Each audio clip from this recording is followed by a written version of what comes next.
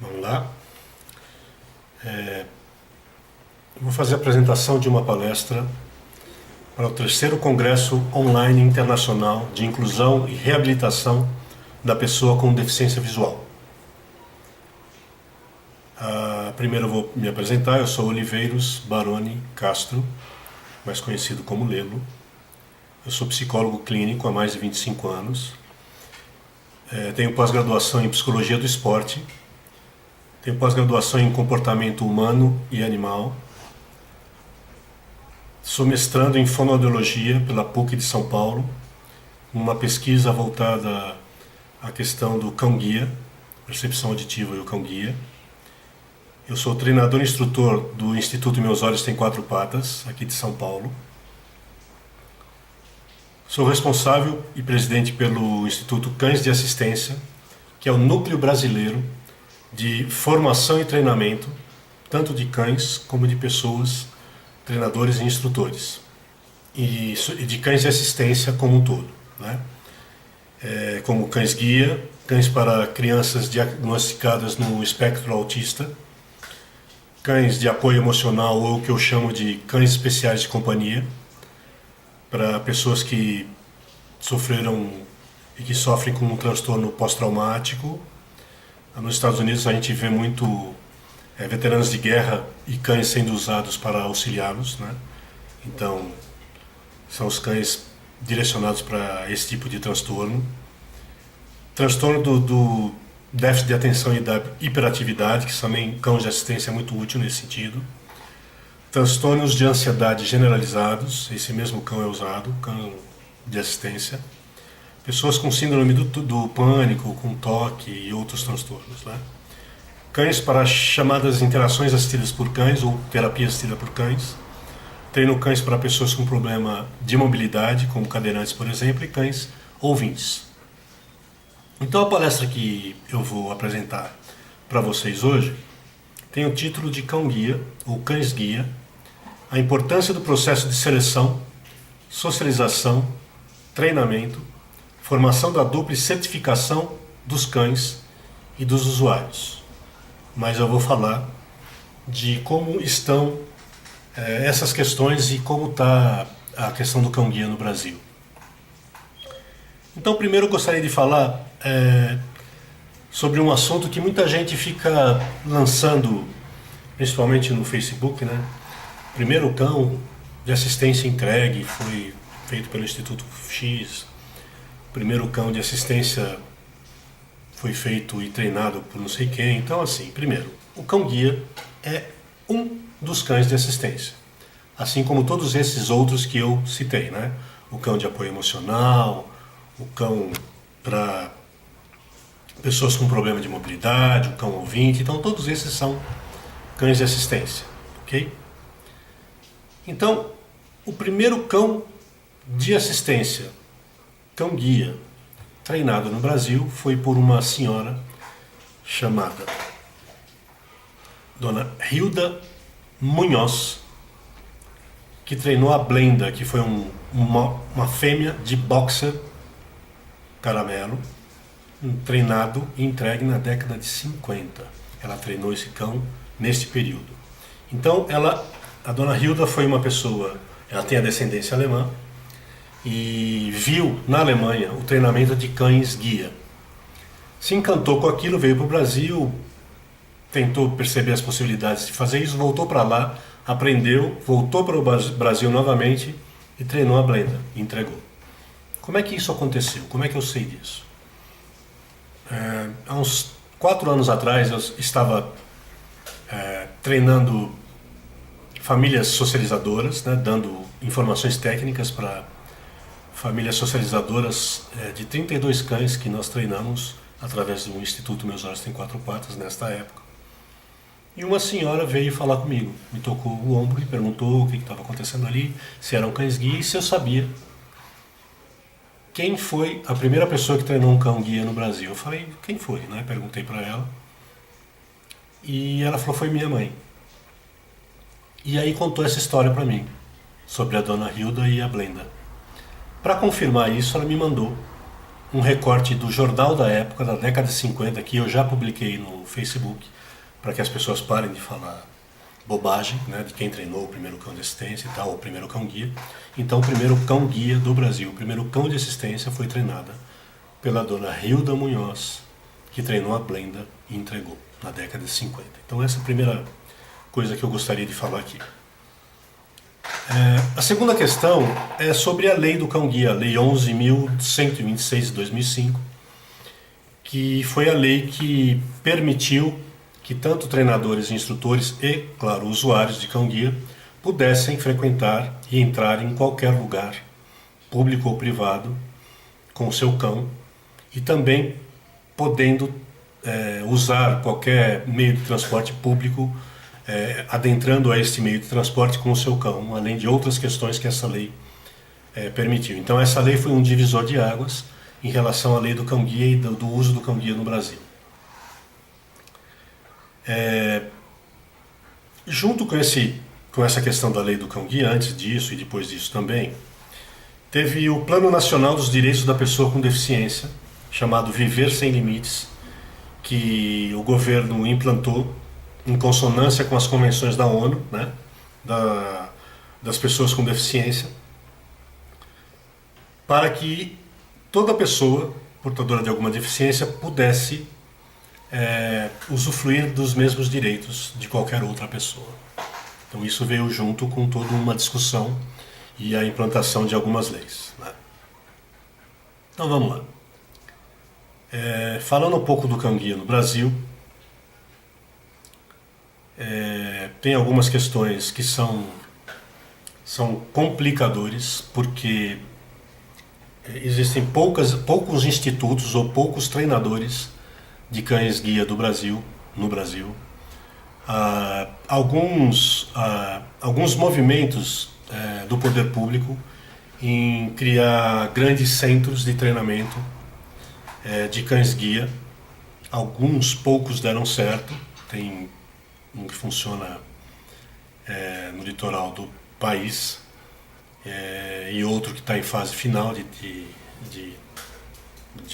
construção, mas que não conseguem atender a grande demanda de usuários que querem um cão-guia.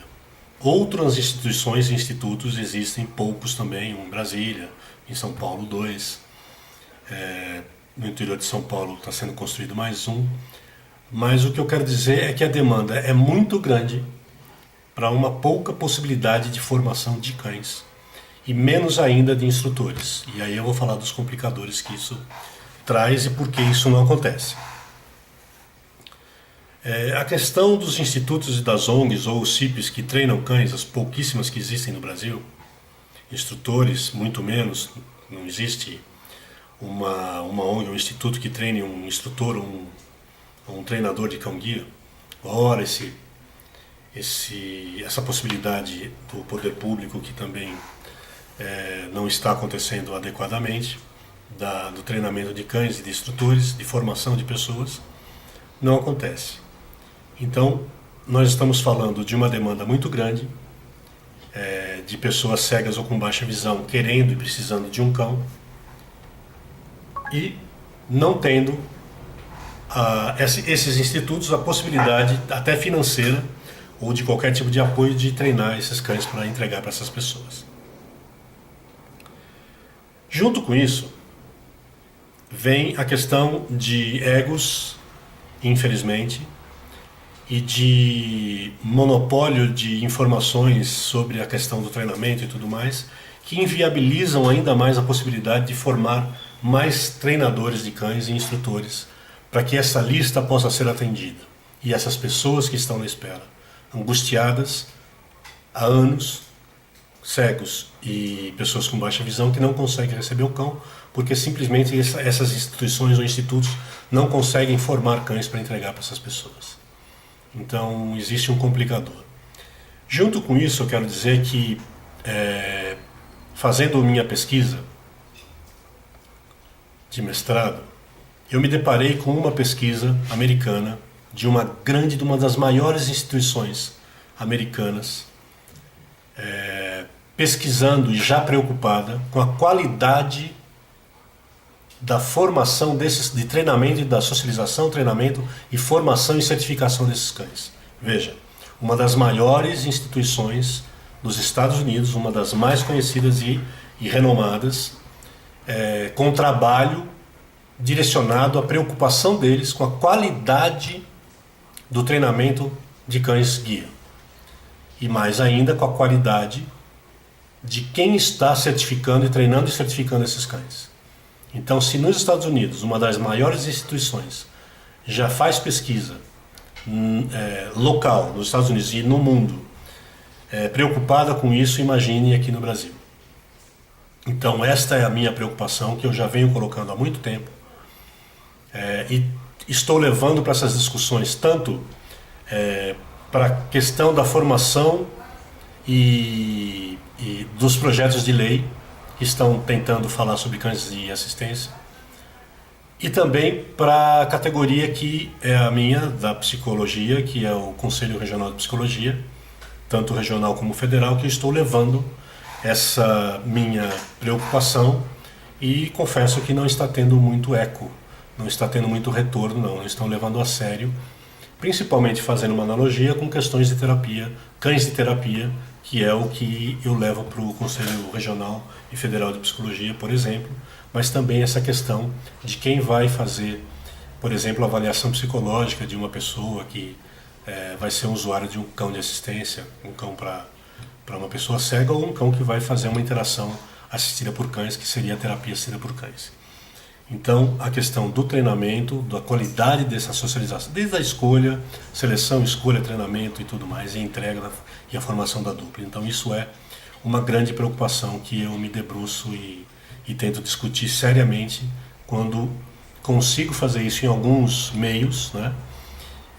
E muito dificilmente com interlocutores que trabalham e treinam cães-guia. Aí realmente a gente não consegue nem conversar. Bom,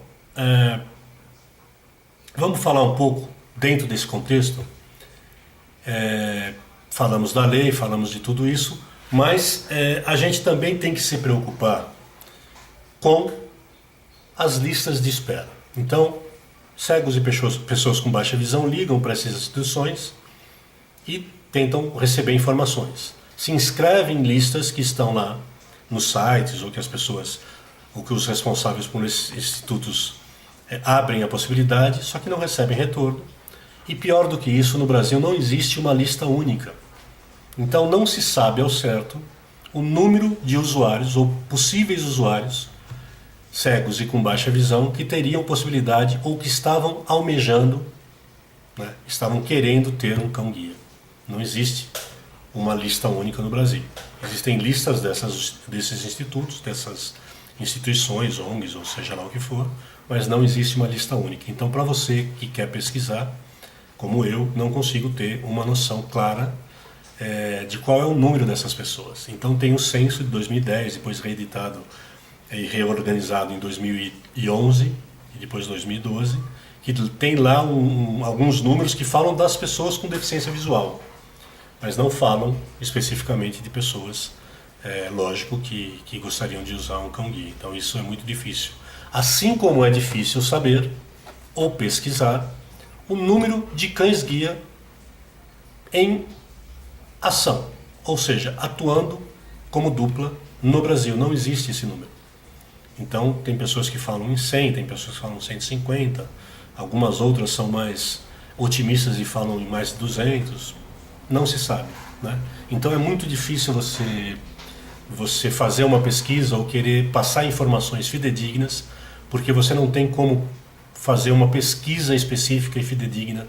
Primeiro, porque algumas instituições se fecham, não dão informação, não entendo muito bem porquê, e a gente fica com dificuldade de sair do estado de São Paulo, que eu sou daqui de São Paulo, e fazer essa pesquisa em outros estados.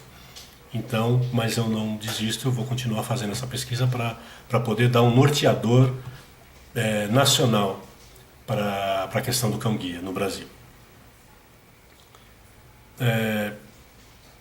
Então vamos falar um pouquinho especificamente sobre o processo de seleção, treinamento do cão-guia, especificamente aqui do cão-guia. Então, eu já pesquisei muita coisa fora do Brasil, já li muita coisa de linhas de treinamento, de organização e trabalho, desde a questão da seleção do cão, que pelo menos aqui no Brasil, pelo que eu conheço, não existe uma linhagem genética para cães-guia, muito menos para cães de assistência, não existe.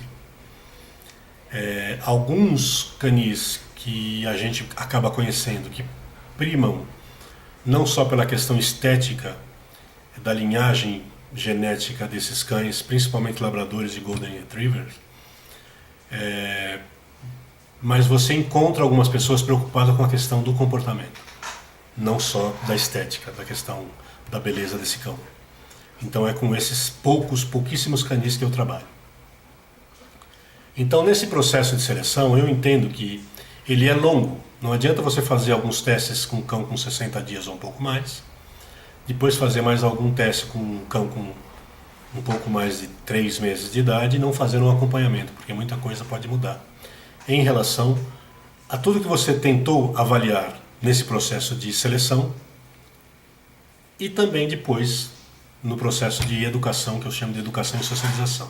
Então esse acompanhamento tem que ser por muito mais tempo, para que você possa ter um mínimo de indicativos que levam para uma boa escolha através desse processo de seleção, em relação a foco, temperamento, equilíbrio e tudo mais que precisa um cão para ser um cão-guia. Então essa é a minha primeira avaliação.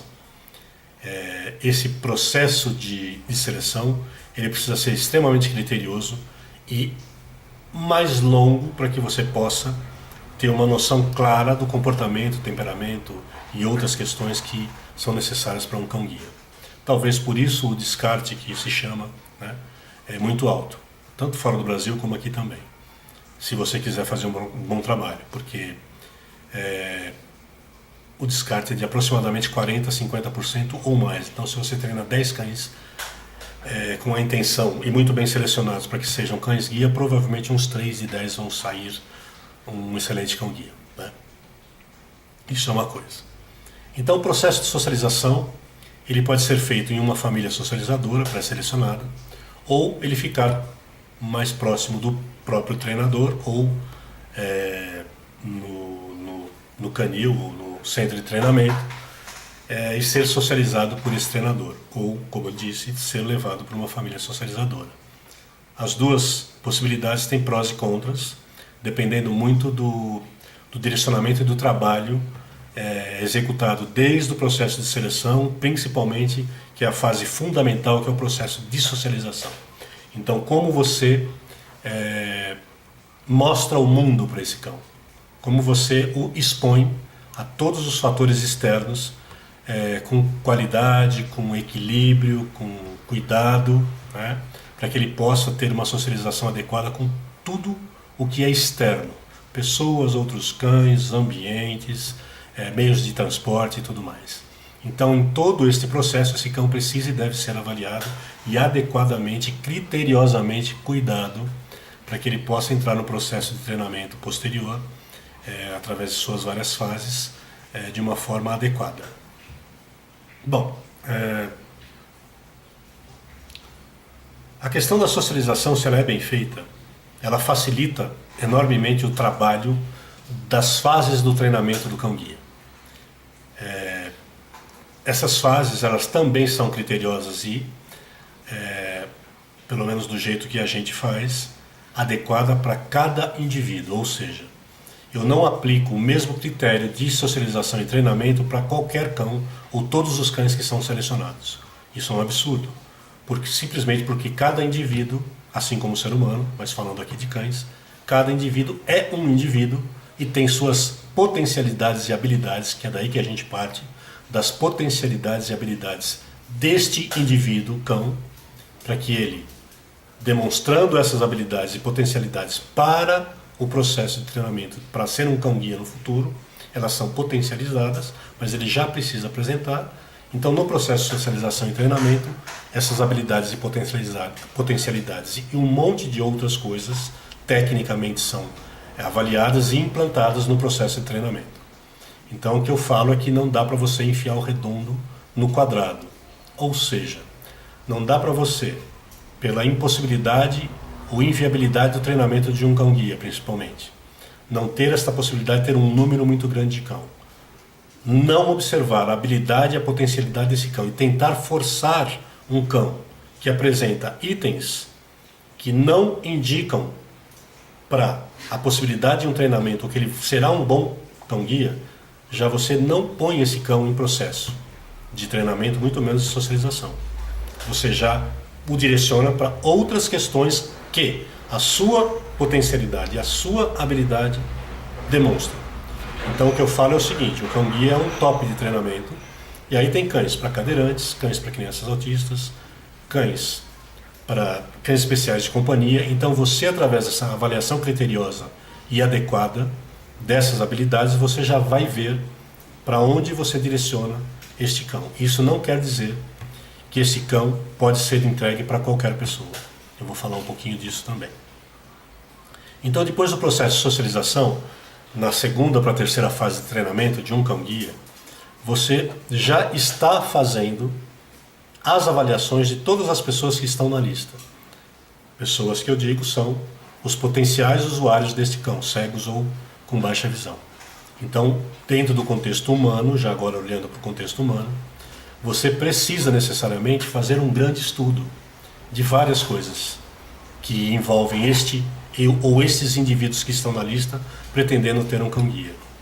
Você vai avaliar desde o contexto de vida dessa pessoa, as suas atividades diárias, como é que você entende e percebe essa contextualização deste indivíduo, aonde ele trabalha, quanto que ele anda, se ele anda de metrô, se ele anda de trem, se ele anda de outro meio de transporte, se ele é atleta, se ele não é atleta, se a idade dele, se ele tem alguma outra questão de saúde, se ele anda, o ritmo de andar desta pessoa, a altura desta pessoa, para que você possa começar a olhar para os cães que você está treinando e ver qual deles se aproxima mais de todos esses contextos, inclusive da personalidade desse usuário, ou desse futuro usuário. Então, você não treina qualquer cão para qualquer pessoa. Até um determinado momento, o cão é treinado, ainda sem a possibilidade de você pensar em qual será o usuário deste cão especificamente. Mas a partir de um momento, você já começa a pensar qual dupla melhor será formada com as características deste cão, todas as características dele e potencialidades, e as características, tanto clínicas como de personalidade, emocionais, estruturais, de família, de atividade, de rotina, deste indivíduo, homem, pessoa, cego ou com baixa visão, para que você, na formação da dupla, minimize ao máximo o erro, ou a possibilidade de não dar certo. Então, é um trabalho extremamente longo. O trabalho do treinamento de um cão-guia, ele leva mais de 2 anos, entre o processo de seleção e escolha, socialização, entrar na fase de treinamento, nas 3 fases de treinamento, até a formação da dupla, leva mais de 2 anos. Então, por isso que o critério de seleção e todos os outros critérios precisam necessariamente ser extremamente cuidadosos para que você não incorra em erro, ou a possibilidade de erro seja muito menor. Bom, outras questões que envolvem tanto a seleção, educação, socialização e depois o treinamento específico, a formação da dupla, entram outros critérios específicos que podem ajudar, podem colaborar com a possibilidade do sucesso da formação desta dupla entre cão e deficiência visual. Se você fizer todo o processo de treinamento, socialização do cão e respeitar todos os processos de avaliação deste usuário, ou deste futuro usuário, provavelmente você vai ter uma dupla de sucesso. Dupla que eu estou falando é cão-guia, usuário do cão. Por quê? Você cercou todas as possibilidades que podem dar errado. Você potencializou tudo que pode dar certo. Você selecionou e adequou este cão a esta pessoa. Então a formação da dupla passa a ser uma questão de organização técnica do uso do cão por este usuário final. Isso acontece com outros cães de assistência e nós costumamos, da cães de assistência, costumamos seguir à risca esses critérios para que a qualidade da ação desse cão de assistência seja no maior ou no mais alto nível para esse usuário final. Bom, então vamos falar um pouco agora da questão da certificação desses cães e desses usuários. Mas antes de falar da certificação desses cães e desses usuários, eu preciso falar da certificação dos treinadores e dos instrutores de cães de assistência, e aqui no caso falando de cão-guia. Algumas escolas existem fora do Brasil. Existem pessoas que vão buscar informações fora do Brasil. Assim como existem institutos que buscam cães fora do Brasil e os trazem para o Brasil para eles atuarem aqui como cães-guia. Então tem essas duas possibilidades. Cães que são nascidos, criados, selecionados, treinados e a formação da dupla é feita aqui no Brasil. E tem cães que são trazidos de fora por algumas instituições, trazidos de algumas outras instituições fora do Brasil. Não vou entrar aqui em detalhes, mas existe uma diferença cultural, inclusive a questão dos comandos, da forma de treinamento é muito diferente dos cães que são treinados em institutos fora do Brasil, com cães que são treinados aqui no Brasil. O que eu falo, do que eu conheço, da minha proximidade, é que os cães que são treinados, tanto pelos dois institutos específicos que eu estou me referindo aqui, o Instituto Meus Olhos Tem Quatro Patas e o Cães de Assistência, eles são todos, a normativa de todo esse processo, ela é nacional, ela é brasileira. Então, nós criamos todo um critério em cada fase desse treinamento, desde a sua socialização, escolha e tudo mais, para cães treinados no Brasil, para cães selecionados e treinados no Brasil. Então, tudo é feito de acordo com as necessidades e com a realidade nacional, com a realidade brasileira. Então, este cão vai guiar muito bem em qualquer lugar do Brasil. Não que não possa guiar fora, porque lá, por exemplo, as questões urbanas são melhores em alguns países, outras não, mas ele vai poder guiar em qualquer lugar. Então essa é uma outra questão.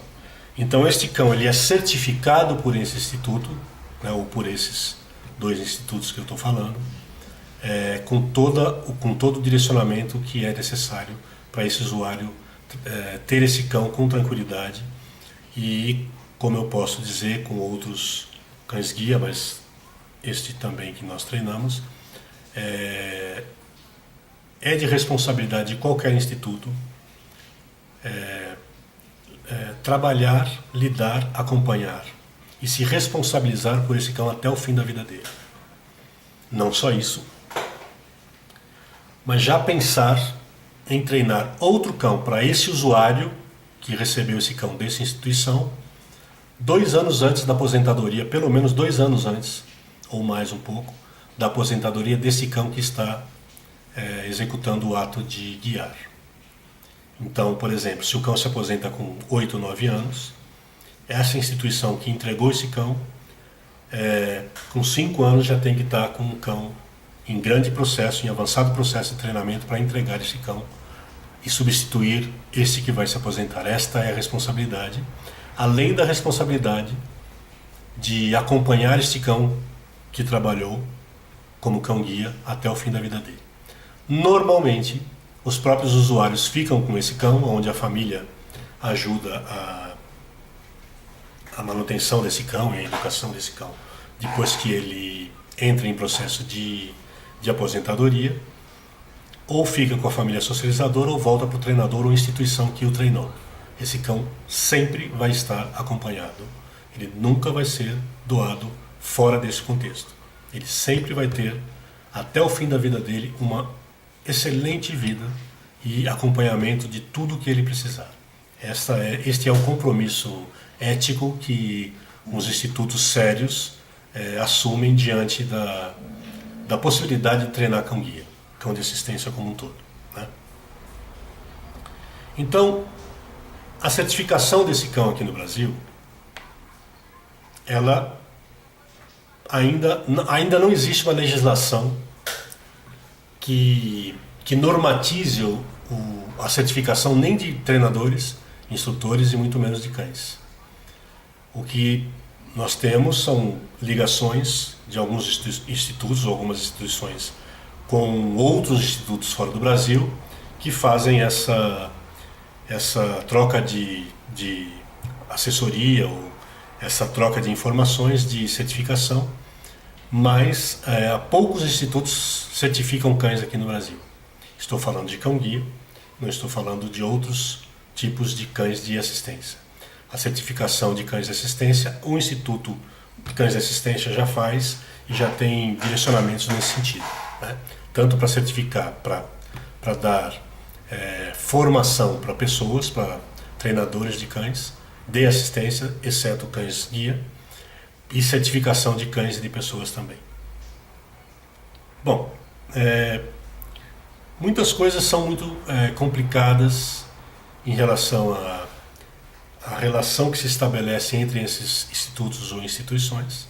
Elas não se falam, essa é a realidade, infelizmente.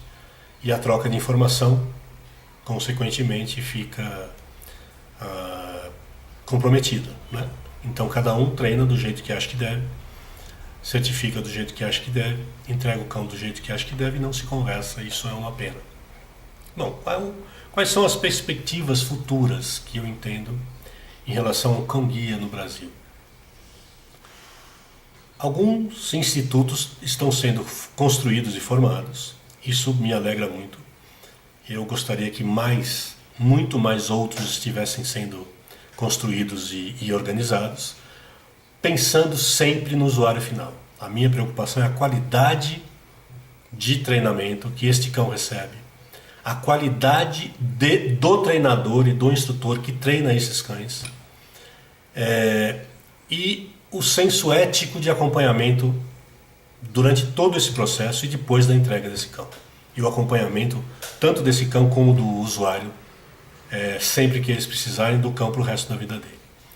Então eu entendo que quanto mais instituições sérias forem criadas, quanto mais treinadores e instrutores sérios e comprometidos existirem, muito mais bons cães-guia o Brasil pode formar e certificar para atender esta grande população ansiosa e angustiada de cegos e pessoas com baixa visão esperando um cão-guia para efetivamente mudar a sua vida.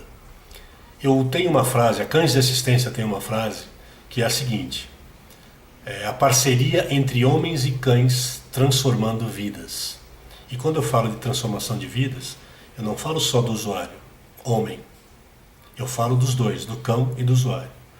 Porque nós não podemos ver o cão apenas como um instrumento a ser utilizado.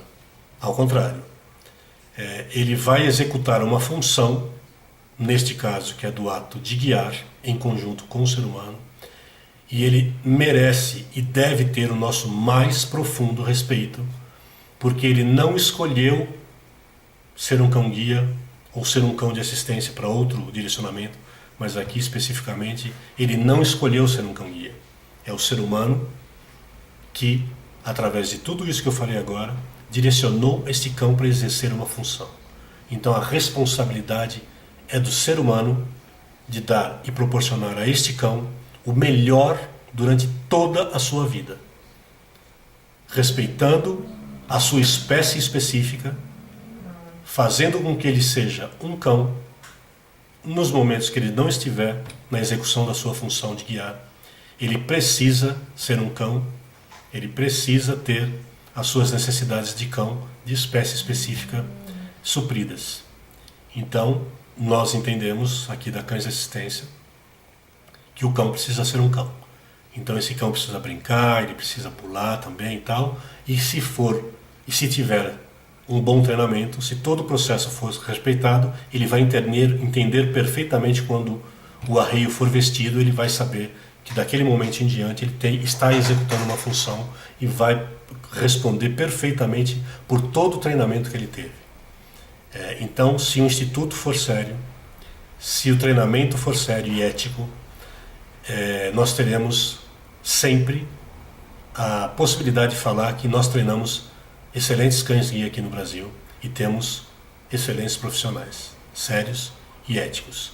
Então, o meu querer é que mais institutos sejam formados de uma forma séria, ética e organizada, e que essas pessoas que trabalham especificamente com cão-guia conversem mais adequadamente, troquem mais experiência, desçam dos seus pedestais, deixem um pouco os seus egos de lado, em prol dos cães e de todas essas pessoas que estão em filas esperando para receber esse cão-guia, angustiadas e há anos nesse processo de espera.